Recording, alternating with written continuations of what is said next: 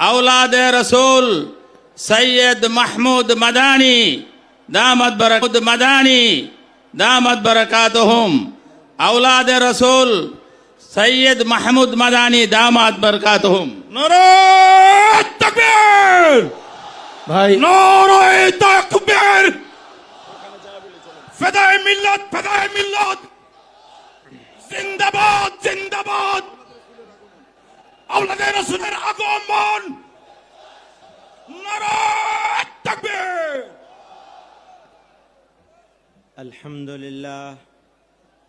لله نحمده ونستعينه ونستغفره ونؤمن به ونتوكل عليه ونعوذ بالله من شرور أنفسنا ومن سيئات أعمالنا من يهده الله فلا مضل له ومن يضلل فلا هادي له ونشهد أن لا إله إلا الله وحده لا شريك له ونشهد أن سيدنا ومولانا محمدًا عبده ورسوله صلى الله تعالى عليه وعلى آله وصحبه وبارك وسلم. اس اجلاس کے صدر محترم پیر صاحب، دنیا بھر کے الگ الگ ملکوں سے تشریف لائے ہوئے معزز علماء کرام اور ان کے موقر وفود، ملک بنگلہ دیش سے جمع ہوئے معزز علماء کرام اور حاضرین مجلس،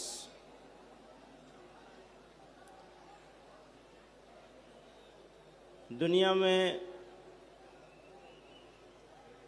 بہت طرح کے مسائل ہوتے ہیں، کچھ دنیاوی ہوتے ہیں، کچھ دینی ہوتے ہیں. پھر دینی مسائل میں دو طرح کے مسائل ہوتے ہیں، کچھ اعمال سے متعلق ہوتے ہیں، کچھ عقیدے سے متعلق ہوتے ہیں. حالات اگر نامناسب ہوں تو بہت سارے ایسے کام ہیں، مسائل ہیں، ایشوز ہیں جن پر کمپرومائز کیا جا سکتا ہے، لیکن عقیدے پر کبھی کمپرومائز نہیں کیا جانا چاہیے. پھر عقیدہ بھی وہ جس سے جناب رسول اللہ صلی اللہ علیہ وسلم کی شان میں گستاخی ہوتی ہو، اس بات کا اعلان کرنا، ماننا، سمجھنا، جاننا کہ ان کے بعد بھی کوئی نبی ہو سکتا ہے، اس تصور سے جو اس کو مانے وہ تو ہے ہی ہے باہر، جو اس کے ماننے والے کو مسلمان سمجھے وہ بھی باہر. ایمان نام ہے کچھ چیزوں کے مان لینے کا اور کچھ چیزوں کے نہ ماننے کا. جیسے یہ ہر حال میں ماننا پڑے گا کہ اللہ ایک ہے اور وہ سب سے زیادہ طاقتور ہے، سرو شکتیمان ہے، ساری طاقتیں اس کے پاس ہیں. اور یہ کبھی نہیں مانا جا سکتا کہ اللہ کا کوئی ساجی اور شریک ہو سکتا ہے. اسی طرح یہ ماننا پڑے گا کہ جناب رسول اللہ صلی اللہ علیہ وسلم اللہ کے محبوب بندے ہیں، نبی ہیں، آخری نبی ہیں، اور یہ کبھی نہیں مانا جا سکتا کہ آپ کے بعد کوئی نبی آ سکتا ہے. اگر کوئی مانے تو وہ باہر ہے،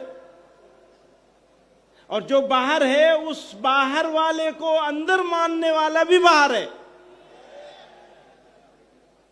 میرے دوستو، یہ عظیم الشان اجلاس، اس کے انتظام کرنے والے، اس میں شرکت لینے والے، دور دراز سے آنے والے لوگ مبارکباد کے مستحق ہیں.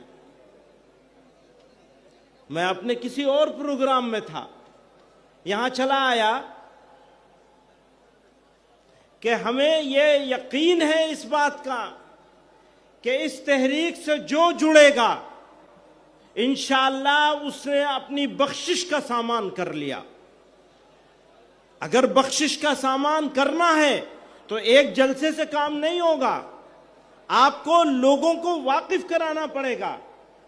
اگر وہ تبلیغ کر رہے ہیں، ہو سکتا ہے سرکار ان کو روکے، وہ ٹھیک ہے، لیکن ہماری ذمہ داری کیا ہے؟ گاؤں گاؤں، محلے محلے، گلی گلی ہم کو پہنچنا ہے اور نبی علیہ الصلوۃ والسلام کے ختم نبوت کی حفاظت کرنی ہے۔ یہ ہماری ذمہ داری ہے، کسی سرکار کی ذمہ داری نہیں، ہماری ذمہ داری ہے۔ ہم اپنی ذمہ داری کو ادا کرنے کے لیے طاقت لگائیں اور اپنی مغفرت کا سامان کریں۔ میرے دوستو، یہاں بہت سارے بڑے لوگ موجود ہیں جو بہت سارے اہم نکتے، جب میں آ رہا تھا گاڑی میں تو تقریر ہو رہی تھی یہاں، تو اتنے اہم نکتے بیان کیے جا رہے ہیں، ابھی آگے اور بھی بیان کریں گے۔